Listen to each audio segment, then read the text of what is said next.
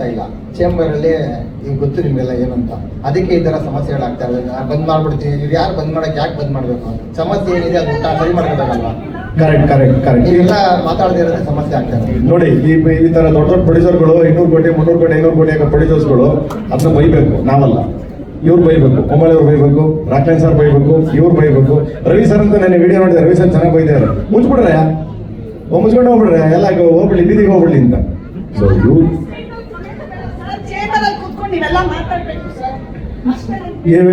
ಕೆಲಸದ ಮೇಡಮ್, ದಯವಿಟ್ಟು cinema madam ನೀವೇ ಬೈತೀರಾ. ಇವಾಗ ಒಂದು ಸಿನಿಮಾ ರಿಲೀಸ್ ಮಾಡ್ರು ಬಡಿ ಮಕ್ಳು ಅಂತ, ಹತ್ತಿರ ಹೋಗಿ ಚೇಂಬರ್ಗೆ ಹೋಗಿ ಟೈಮ್ ವೇಸ್ಟ್ ಮಾಡಿರ್ತೀರ ನಮ್ಗೆ. ಅವ್ರು ಕರೆದಾಗ ಹೋಗೋಣ ಬಿಡಿ ಮೇಡಮ್.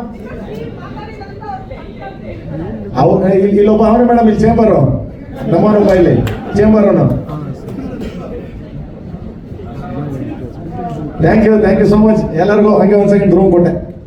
ಈ ಸಿನಿಮಾದಲ್ಲಿ ಇನ್ನೊಂದು ವಿಶೇಷ ಐ ವಾಂಟ್ ಟು ಮೆನ್ಷನ್, ಎಲ್ರಿಗೂ ಖುಷಿ ಆಗುವಂಥದ್ದು, ಹಿ ಬೀಯಿಂಗ್ ರಿಪ್ಯೂಟೆಡ್ ಡೈರೆಕ್ಟರ್, ಅವ್ರು ಎಷ್ಟೋ ಜನ ಹೊಸಬರಿಗೆ ಚಾನ್ಸ್ ಕೊಟ್ಟಿದ್ರು. ಎಸ್ಪೆಷಲಿ ನಮ್ಮ ಡೈಲಾಗ್ ರೈಟರು ಗಾಂಧಿಯವರಾಗಿರ್ಬೋದು, ಒಂದ್ಸಲ ಲಿರಿಕ್ಸ್ ಏನು ಬರೀತಾ ಇದ್ದಾರೆ ಮುಂಚೆಯವರಾಗಿರ್ಬೋದು, ಸಾಕಷ್ಟು ಜನ ಟ್ಯಾಲೆಂಟ್ಸ್ನ ನೀವು KDಯಲ್ಲಿ ನೋಡ್ಬೋದು. Thanks to Premanna and Venkat sir. ಹೇಳ್ತಾ ನಾನು ಮಾತು ಮುಗಿಸ್ತಾ ಇದ್ದೀನಿ. ರವಿ ಅಜಯ ಆಂಜನೇಯ ಮೇಡಮ್, ನಮ್ಮ ಮೈದಿನ ಜೊತೆ ಒಂದು ಸಾಟಲ್ಲಿ ಬರಬೇಕು ಅಂತ ಯೋಚನೆ ಮಾಡ್ತಾ ಇದ್ದೀನಿ, ಬಟ್ ಅವ್ನು ಬೇಡ ಅಂತ ಅವನೇ. Thank you madam, love you madam. 100% ಬರ್ತೀನಿ ಮೇಡಮ್. ಹಂಗಾರೆ ಪ್ರಭುದೇವ ಜೊತೆ ಬರ್ತೀನಿ ಮೇಡಮ್, ಇವ್ರ ಜೊತೆ ಮಾತ್ರ ಬರಲ್ಲ. Thank you.